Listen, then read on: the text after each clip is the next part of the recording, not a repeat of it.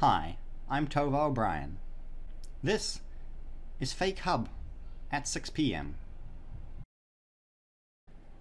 On the Tuesday night show, Newshub decided to take aim at several elements to blame for the massacre in Christchurch. Of course, they didn't blame the terrorist himself. They went after the UN Migration Pact, they went after the ACT Party, they went after Simon Bridges and the National Party, and they went after a friend of mine, Jesse, and of course Pewdiepie. What does Pewdiepie have to do with this? Well, let's have a look and find out, and we'll start off with the UN Migration Pact.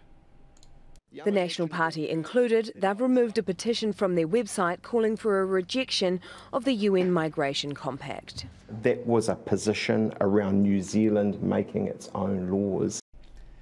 Now, my first reaction to Simon Bridges saying this is that he's backing down and saying, we never supported this, we never did this. What are you talking about?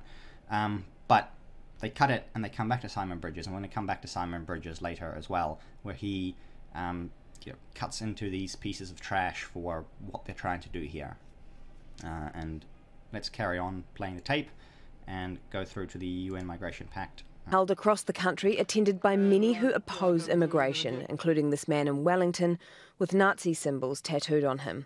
One rally was also attended by ACT candidate Stephen Berry. So, of course, first of all we have, hey look, here's a neo-Nazi guy attending these rallies. Of course, the first thing they try and do is to paint anybody who opposes the UN Migration Pact as some kind of neo-Nazi, because, well, that's what they've been doing the whole time. They've been saying, hey, look, this is far right, anybody who opposes this pact is a neo-Nazi, and guess what?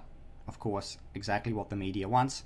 One neo-Nazi guy out of hundreds of people turns up to a rally, and he is opposed by everybody there, and of course they say we respect his freedom to be out here, we respect his freedom of speech, but we disagree with him, and of course you're not going to hear any of that from the media. And then they cut straight to Stephen Berry from the ACT Party, and hey, look, this guy's a neo-Nazi as well, and carry on. Regret supporting those rallies? No, I regret I didn't support them. The party did. Well, sure, some people went along to a rally. And then, of course, next they go and ambush David Seymour outside of Parliament, and you think, 50 people have just died over the last week, and they approach him and basically hold up a mic in his face and say, "Oh, this is your fault. This is your fault. You were involved in this." My first reaction when I watched David Seymour speak here, I thought, he's throwing Stephen under the bus. But you realise, he's got this mic shoved in his face, saying, the ACT Party is responsible. The ACT Party is supports this guy. And I think his reaction is pretty good for someone who is just shocked by this despicable behaviour from the mainstream media. And this is the bit where we get to the core of the bizarre stuff going on. We've got Jesse here. He's one of the organisers, a friend of mine, and he finished his excellent speech off with a meme. And we're going to play that now. One organiser of the Auckland rally, Jesse Anderson, said this at the end of his speech. Subscribe to... So, they bleeped it. What did they bleep? What did he say that was so heinous that they had to bleep it? And of course he said, subscribe to Pewdiepie. Subscribe to Pewdiepie is a meme, right? It is, and it's universal. Anybody who's got anything to do on the internet will know what subscribe to Pewdiepie is, and you'll see it everywhere. People have been doing all kinds of, I wouldn't say pranks, but people have been taking out advertising billboards, people have been handing out leaflets, anybody from all across the political spectrum, mostly I would just say apolitical people, and people throw it in left, right and centre, and obviously this was something that was weaponized by the murderer, by the terrorist, because he thought, I'm going to chuck in stuff that the media will eat up, I'm going to chuck in some stuff that they can't resist, and that they will use this to go and target various people and to divide people and to make people angry, and of course the media, being predictable, they go straight into the trap. That's an in-joke among the far right, referencing a popular YouTuber. The alleged killer made the reference in a manifesto and reportedly said it just before he walked into the mosque. An in-joke among the far right. A popular YouTuber. Right, this is false. Both of these statements are completely false. This is not an in-joke among the far right. This is an in-joke among anybody on the internet, among meme culture. It is just an in-joke, full stop. And as for a popular YouTuber, PewDiePie is not a popular YouTuber. He is the most popular YouTuber. He is the #1 subscribed person on YouTube, and he has 80+ million followers. All right. So this is Newshub basically saying, hey, there are 80 million neo-Nazis out there who follow this YouTuber. Right. It's insane. It's disgusting. And these people are absolutely despicable.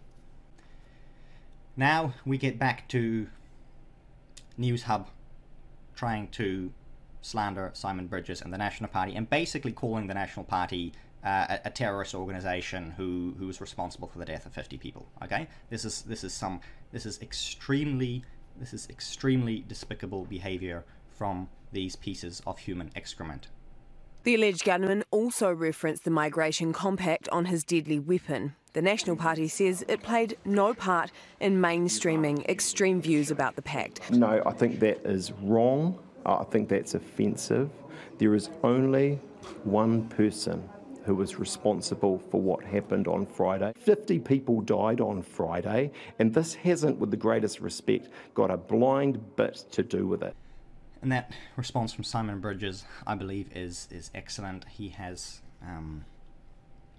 I don't think he used words that were strong enough, but again, he came out of Parliament, he was shocked, he's emotional, and he has these, you know, these horrible people making these horrible accusations against him, saying, hey, you oppose the UN Migration Pact.